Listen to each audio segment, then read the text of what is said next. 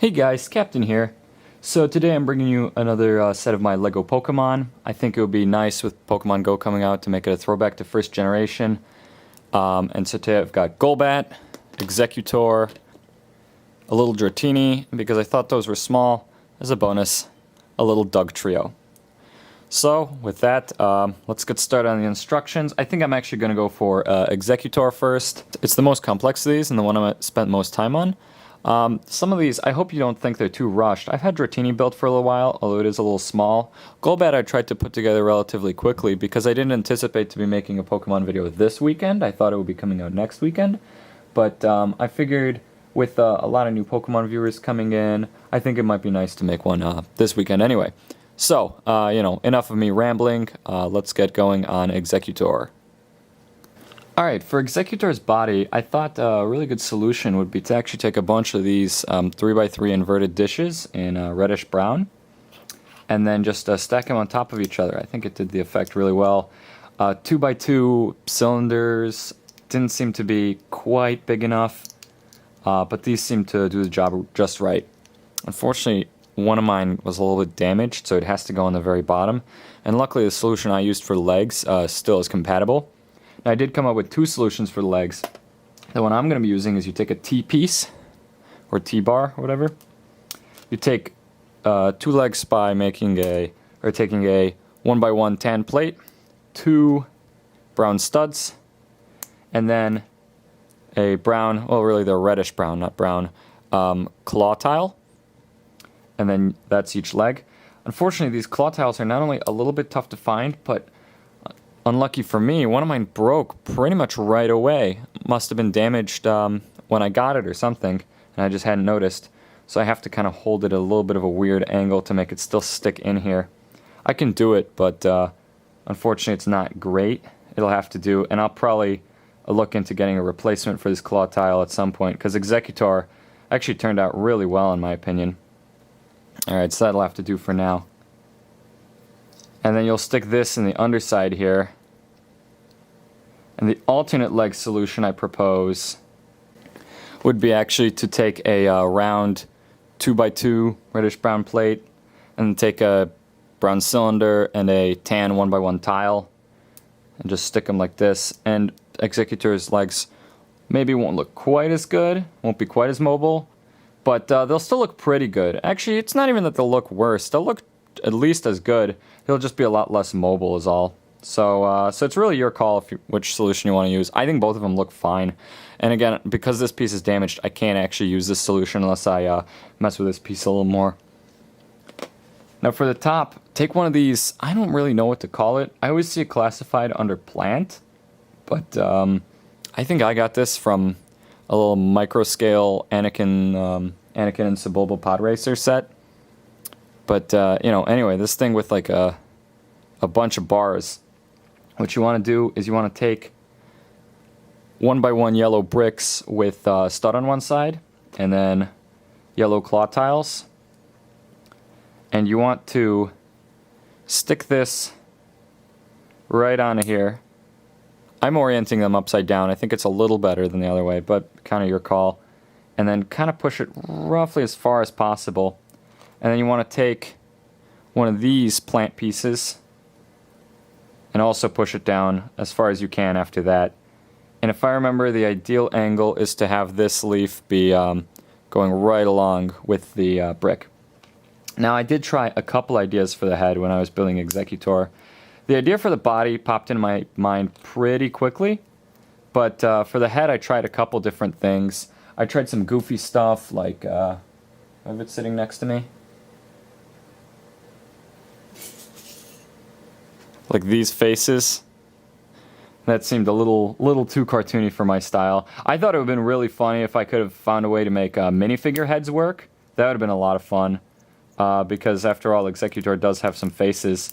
So, if you guys can come up with a decent solution for that, that would be neat to see. Okay, and we've got the last one here. Push it down a little more. And there, Exeggutor's head is complete, so we just stick that in here. And that's as far as it goes. There we go. Exeggutor. Golbat might look kind of sizable because of its wings, but it's not particularly huge or elaborate. So first thing you'll want to do this twice, take a blue 2x2 plate and stick purple tiles onto the bottom part of that, the bottom row, and connect them with a corner plate oriented downwards. And now what you want to do is you want to take a, or was this upwards? I think it was upwards actually.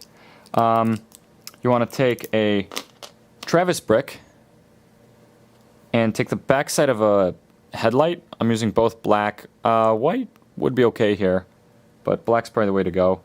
Well, my mistake. You take the underside of the headlight, you stick it on the Travis brick. See what I'm doing here?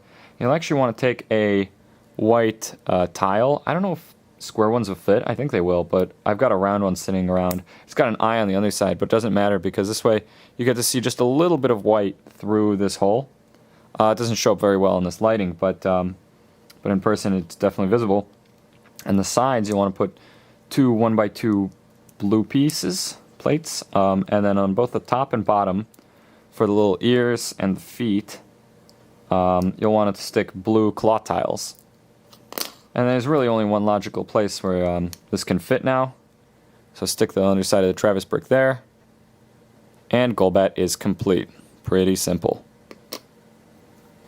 Dratini is also really small and simple, and I built it a while back. I don't really know when I intended on showing it off, but probably in a video with a lot of small Pokemon, because it seems you guys would like me to make those. Anyway, so what you'll want to do is, you know what, I think the easiest way to do this might be, let's just take 5 or 6 medium blue 1x2 tiles. Let's kind of stack them on top of each other. Right now, let's do it in a straight line, but make a small kind of staircase shape out of them. And what you'll want to do now is for the very highest one, on the underside, stick a 1x1 white plate. On the top and the back of that, stick a yellow or a white claw tile. I don't know why I keep calling them yellow. And now, on the undersides that are still visible, place 1x1 white studs. And what this will allow us to do is, while keeping the underside of Dratini looking nice, you could curve it more if you didn't do this at all, but this looks a little nice this way. While keeping the underside of Dratini looking nice, we can do a bit of a curve on each of these. It's got a bit of its snaky shape. I actually made a video about this technique a little while ago. I'll try and put up an annotation for it. And you can do some pretty interesting stuff with that, like especially making walls. You could actually make bracelets. But it's a neat technique. So if you guys are interested, check that out. But anyways, back to Pokemon. Dratini here is complete.